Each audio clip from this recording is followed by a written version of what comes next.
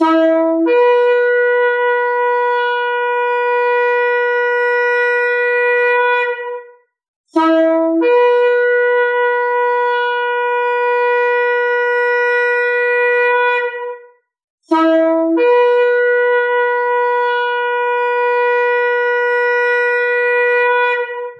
RPK yang dikasihi Tuhan dimanapun Anda berada, Shalom Beshem Yeshua HaMashiach, salam sejahtera dalam nama Yeshua HaMashiach, dalam nama Tuhan Yesus Kristus Juru Selamat kita.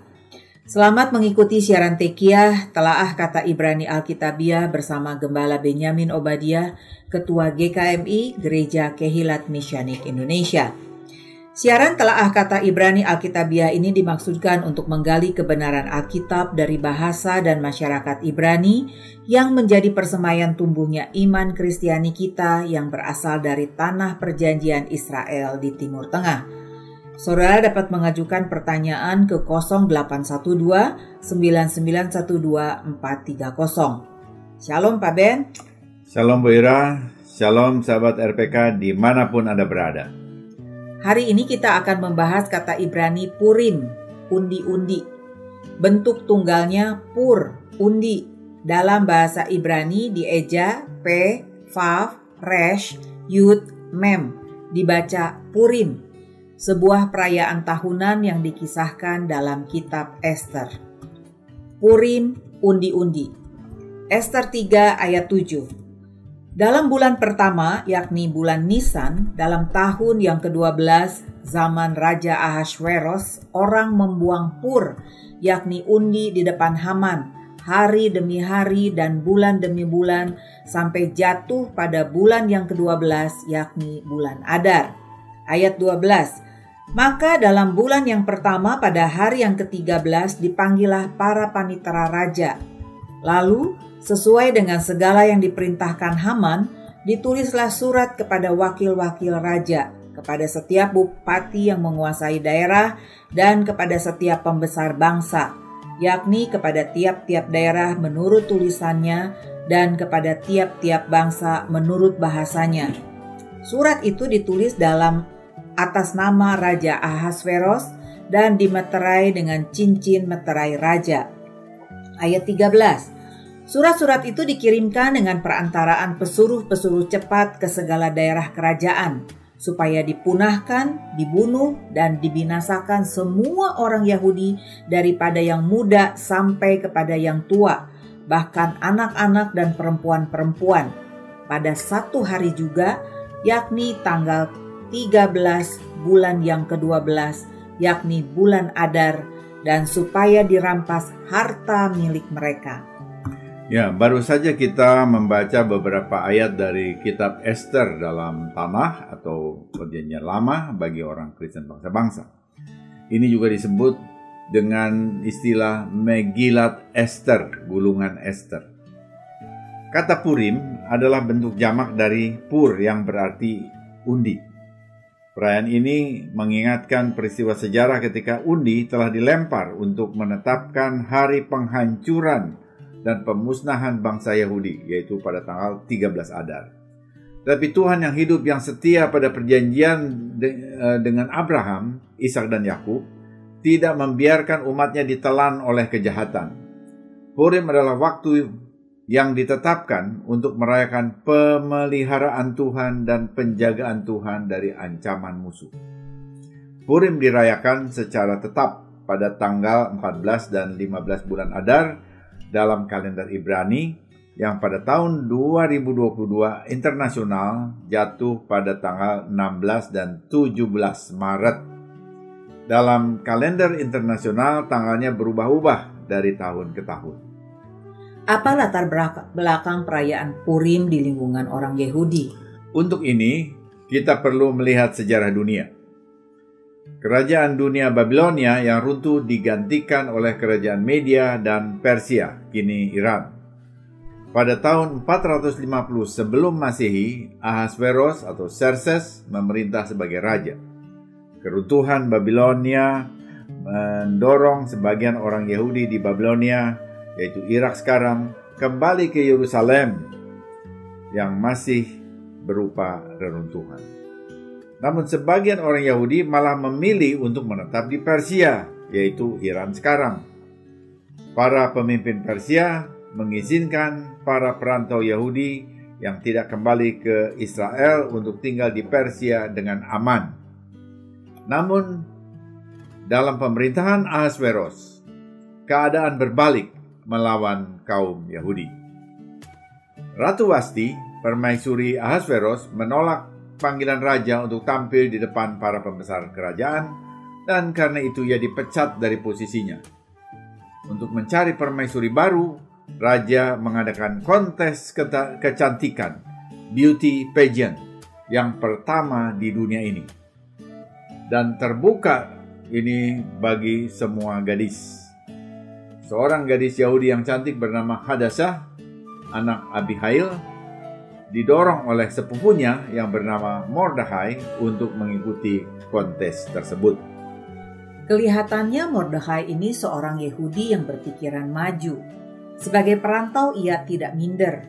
Ia melihat kesempatan bagi orang Yahudi untuk berkiprah di tingkat kerajaan dunia saat itu. Benar sekali. Mordekhai, perantau Yahudi di Persia, jauh dari mentalitas pecundang. Ia melihat kontes kecantikan ini sebagai peluang bagi sepupunya yang bernama Hadassah.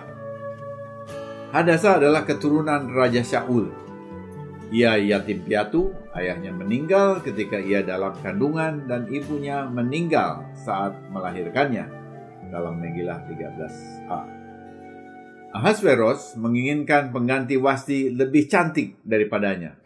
Karenanya setiap gadis yang menghadap dibandingkannya dengan patung Wasti, menurut Midrash Abba Gurion.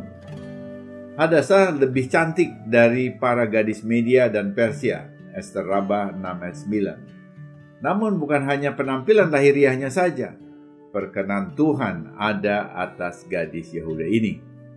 Raja jatuh hati kepadanya. Ia diangkat menjadi ratu dengan nama Ester. Mordekhai, sepupu Hadassah, ditunjuk menjadi penjaga gerbang istana raja. Disinilah ia mendengar persekongkolan jahat antara Bigtan dan Teres, orang Tarse, untuk membunuh raja. Mereka tidak menyangka bahwa Mordekhai sebagai anggota Sanhedrin menguasai 70 bahasa, memahami bahasa asli mereka. Informasi itu disampaikan kepada raja melalui Ester, sehingga usaha tersebut dapat digagalkan. Kemudian peristiwa itu dicatat dalam kitab sejarah yang ada di hadapan raja. Bagaimana keadaan aman di Persia berubah menjadi ancaman bagi orang Yahudi?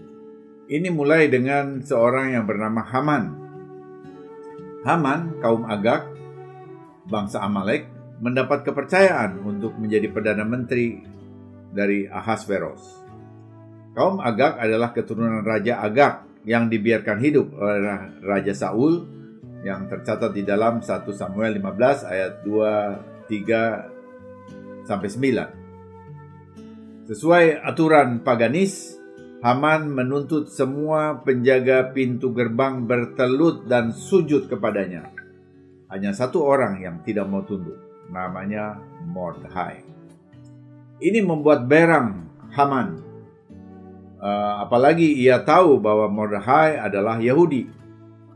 Setiap kali melihat Mordekhai, kebencian Haman meningkat sehingga ia mulai berniat bukan saja untuk membunuh Mordekhai, tetapi juga semua orang Yahudi di Media dan Persia. Ia mulai memasang ancang-ancang. Menurut undi yang dibuang, hari pemusnahan bangsa Yahudi ditetapkan terjadi pada bulan Adar, yaitu bulan ke-12. Dengan kemampuan bersilat lidahnya, gagasan Haman itu mendapatkan persetujuan dari Raja Ahasveros. Ketetapan raja untuk memusnahkan seluruh bangsa Yahudi di segenap kerajaan dunia Media dan Persia pada tanggal 13 Adar diterima dengan ratap tangis dan puasa oleh bangsa Yahudi. Mordekhai menyampaikan pesan kepada Ester agar memohon karunia raja. Namun Ester mengingat bahwa siapapun yang menghadap raja tanpa dipanggil dapat dikenakan hukuman mati. Mordekhai menjawab dengan suatu keyakinan yang dalam. Jangan kiranya karena engkau di dalam istana raja, hanya engkau yang akan terluput dari antara semua orang Yahudi.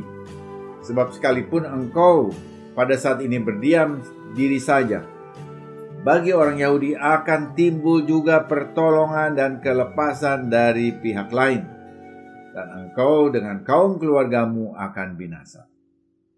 Siapa tahu, mungkin justru untuk saat ini seperti inilah engkau beroleh kedudukan sebagai ratu. Ester 4 ayat 13 dan 14. Ucapan ini sangat dalam maknanya, mengandung iman bahwa orang Yahudi akan tetap mendapatkan pertolongan sekalipun bukan dari Ester.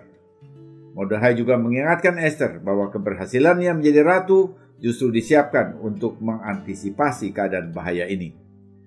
Nah, tanggapan Mordekhai ini mengobarkan keberanian iman dari Ester, sehingga ia berkata, "Pergilah, kumpulkanlah semua orang Yahudi yang terdapat di Susan dan berpuasalah untuk aku. Janganlah makan dan janganlah minum 3 hari lamanya, baik waktu malam, baik waktu siang. Aku serta dayang-dayangku akan berpuasa demikian, dan kemudian aku akan masuk menghadap raja. Sungguh pun berlawanan dengan undang-undang. Kalau terpaksa aku mati, biarlah aku mati." Ester 4 ayat 15. 3 hari puasa yang ditetapkan Ester tersebut adalah tanggal 13, 14, 15 Nisan. Lalu Mordekhai menjawab bahwa di dalamnya terdapat hari raya Pesak, yaitu hari pertama Pesak tanggal 14 Nisan. Dan tidak lazim berpuasa pada hari raya Pesak, karena sejak zaman Mose, orang Israel memakan jamuan Pesak, termasuk daging anak domba bakar dan masah roti tidak beragi. Mendengar tanggapan itu, Ester kembali menjawab, "Tua-tua Yahudi, tanpa Israel, mengapa harus ada Pesak?" Mordekhai menerimanya dan menunda perayaan Pesak dan menggantinya dengan puasa Ester. Ester Rabbah 8 ayat 6. Luar biasa sikap Ester. Ia berpikir akurat. Benar sekali, bila orang Yahudi dimusnahkan, siapa yang akan merayakan hari raya Pesak? Dihadapkan pada ancaman, keberadaan orang Yahudi adalah prioritas utama. Ini merupakan sikap wanita bijak, seperti yang tertulis di dalam Amsal pasal 31. Usul Ester diterima Mordekhai sebagai pemimpin masyarakat Yahudi di kerajaan Persia. Di bawah perisai 2 bangsanya, Ester mulai bertindak dengan menghadap Raja Ahasveros untuk mengundangnya ke suatu jamuan. Haman juga diundangnya untuk menunjukkan ini adalah jamuan kerajaan Persia. Maksudnya agar Haman tidak mencurigai bahwa Ester adalah seorang Yahudi. Hal ini juga agar orang Yahudi tidak mengandalkan dirinya dengan berkata, "Kita punya wakil di istana." Ester juga berpikir bahwa berteman dengan Haman akan membuat raja cemburu sedemikian rupa sehingga raja dapat membunuh mereka berdua. Megillah 15b. Bagi Haman, Ester menghormati dia tanpa menyadari bahwa justru Ester sedang menjebaknya.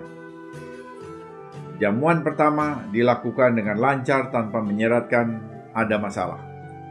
Pada jamuan kedua, Ester mulai membuka identitas dirinya dan bangsanya yang akan dimusnahkan, digenosida.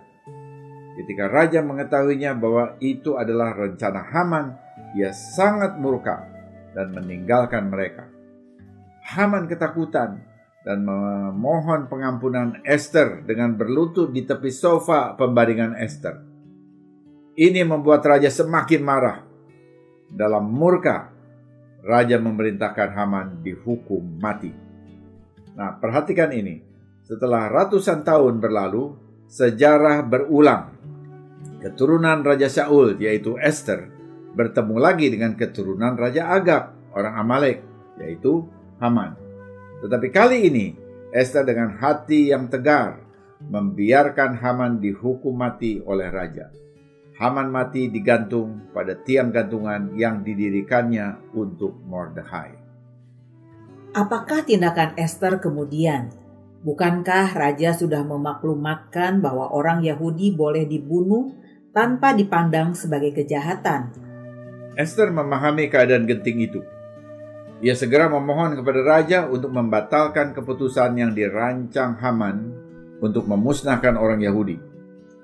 Karena keputusan yang dimeteraikan dengan cincin raja tidak dapat dibatalkan, maka raja menyetujui untuk membuat peraturan baru yang memperkenan orang Yahudi mempertahankan diri mereka dengan membalas menyerang orang yang menyerang mereka. Ketika dikeluarkan di kota Susan, surat keputusan baru itu disambut dengan tempik, sorak, dan sukacita. Orang Yahudi telah beroleh kelapangan hati dan sukacita, kegirangan, dan kehormatan. Ester 8 ayat 16. Ayat ini dimasukkan dalam liturgi penutupan Sabat, Sidur Habdalah, sehingga terus diingat setiap pekan sampai hari ini. Tanggal 13 Adar yang sedianya menjadi hari naas bagi orang Yahudi terbukti dibalikkan menjadi hari kemenangan yang gemilang. Kita sudah mendengar kisah Purim yang menyatakan perlindungan Tuhan terhadap umatnya. Tetapi bagaimana peristiwa Purim kemudian ditetapkan sebagai perayaan setiap tahun sampai sekarang oleh semua orang Yahudi? Ya, penetapan Purim menjadi perayaan tahunan ditetapkan oleh Mordekhai sebagai pemimpin masyarakat Yahudi di Persia dan Ratu Ester seperti yang tertulis dalam Ester 9 ayat 31. Kita lihat hari raya Yahudi selalu dikaitkan dengan karya Tuhan di tengah umatnya dan bukan dibuat-buat sendiri. Kemudian Ester mengusulkan kepada tua-tua Yahudi untuk membaca kitab yang ditulisnya dalam perayaan kemenangan itu. Tetapi ketika mereka mengatakan bangsa itu belum tentu memandang perlu, lalu Ester menjawab, "Aku sudah tercatat dalam riwayat raja-raja Media dan Persia," Megillah 7a. Sejarah mencatat, kitab Ester, yaitu Megillat Ester, dibacakan setiap perayaan Purim sampai sekarang seperti yang diusulkan oleh Ester. Apakah Yesua juga merayakan hari raya Purim? Ya, Yesua juga turut merayakan hari raya Purim. Dan kita lihat di dalam Yohanes 5 ayat 1 dan 10, Yesua berangkat ke Yerusalem. Yohanes 5 ayat 1. Sesudah itu ada hari raya orang Yahudi, dan Yesua berangkat ke Yerusalem. Ayat 10. Karena itu orang-orang Yahudi berkata kepada orang yang baru sembuh itu, "Hari ini hari Sabat, dan tidak boleh engkau memikul tilammu." Ya, dapat dibuktikan dengan memakai aplikasi kalender Ibrani di internet seperti kaluah.com bahwa hari raya Yahudi yang jatuh pada hari Sabat pada masa pelayanan Yesua antara tahun 27 sampai 30 adalah hari raya Purim. Jadi dengan demikian kita bisa memastikan, kita mengetahui bahwa Yesua juga turut merayakan hari raya Purim. Ya, dari kisah hari raya Purim ini ada beberapa butir kesimpulan yang penting untuk menjadi pemahaman bagi kita dan bahkan kita belajar prinsip-prinsip penting dari hari raya ini. Yang pertama, Tuhan kita setia pada perjanjiannya dengan menjaga umatnya. Ia mampu membalikan rancangan naas, yaitu angka 13, menjadi kemenangan gilang-gemilang bagi umat yang berharap kepadanya. Jika Tuhan setia kepada umat yang pertama, Israel, maka ia juga setia kepada kita bangsa-bangsa yang percaya sebagai umat yang dipanggil kemudian. Yang kedua, kitab Ester tidak menyantumkan sama sekali nama Elohim atau Yud-He-Vav-He, Adonai. Walaupun demikian kita tetap melihat tangannya yang kuat memegang umat perjanjiannya. Hubungan dan sikap hati menjadi kuncinya. Lebih dari sebutannya. Bagaimana sikap hati Anda terhadap Tuhan ketika menghadapi masalah yang berat? Sikap Ester merupakan teladan kita. Bergantung pada janji Tuhan.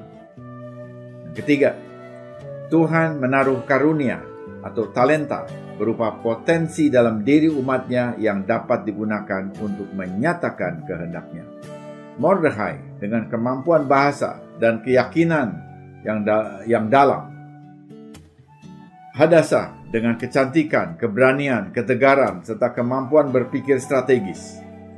Bagaimana Anda melihat karunia atau talenta Anda dan memakainya untuk kemuliaan Tuhan? Keempat, Tuhan memakai keturunan Raja Saul, seorang perempuan, untuk menjaga bangsa Yahudi agar kedatangan Mesias, keturunan David, yang juga datang melalui seorang perempuan, tidak terganggu. Jadi melalui Purim itu kita melihat bahwa orang Yahudi dipelihara, dan karena itu Mesias, keturunan David, dapat lahir dari masyarakat Yahudi, dari seorang ibu Yahudi. Tuhan mau memakai baik pria maupun perempuan di dalam kerajaannya. Haman ingin menghancurkan umat perjanjian, tetapi ia sendiri yang dihancurkan.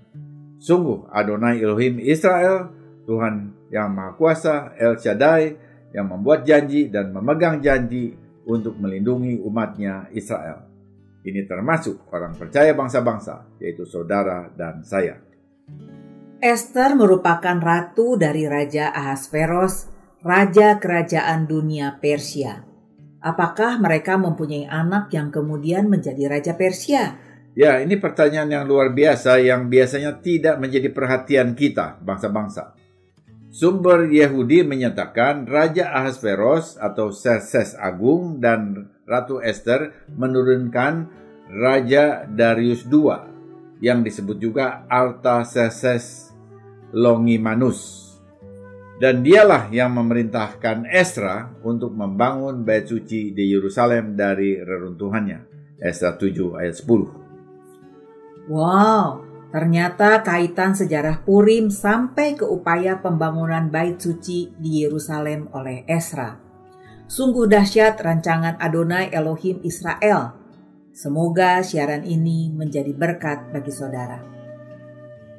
Informasi bagi saudara. Sesuai kalender Mesianik GKMI, Hari Raya Purim tahun 2023 akan dirayakan secara hybrid pada hari Minggu 5 Maret di Gereja Kehilat Mesianik Indonesia Bethel Bintaro mulai dari jam 9 pagi waktu Indonesia Barat sampai dengan selesai.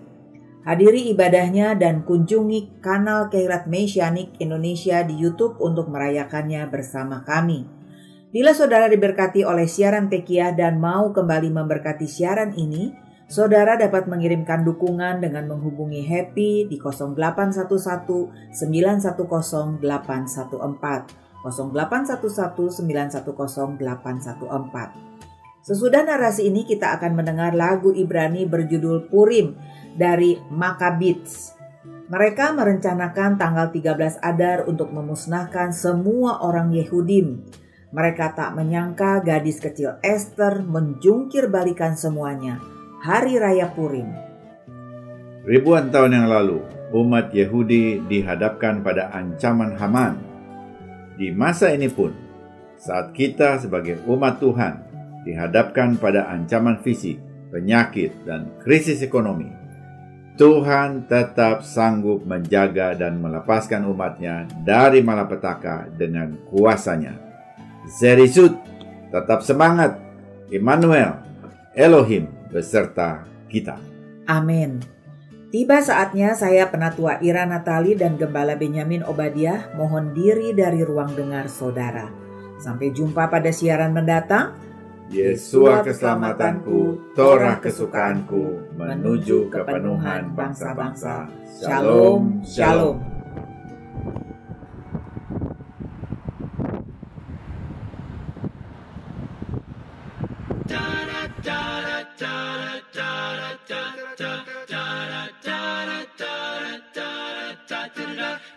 Stand for a tale so grand. Shushan is the place where it all began. The hidden miracle. One man, second in command. Slay all the Jews, but his wicked plan. A scheme so miserable. He chose a day for the disaster. It's ironic what came after. He didn't know a girl named Esther would turn it upside down. So raise your glass if you can see the hidden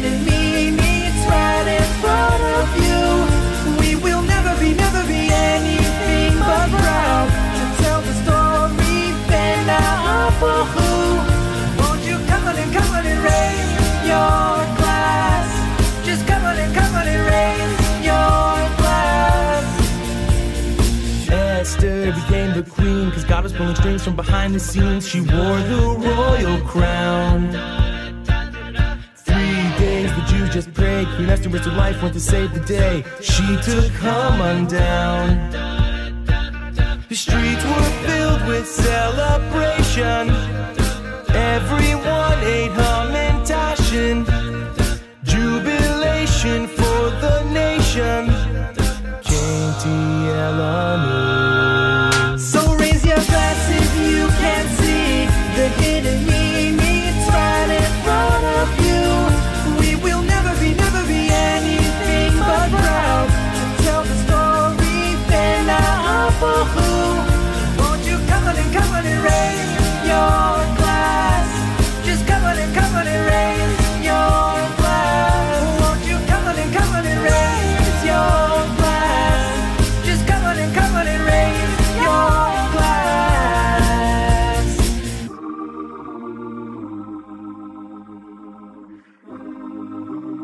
So get your costumes on, make noise and drown out Haman. Don't drink like a fool, and remember what the day's about. So raise your... Wait, cut. Was that the door?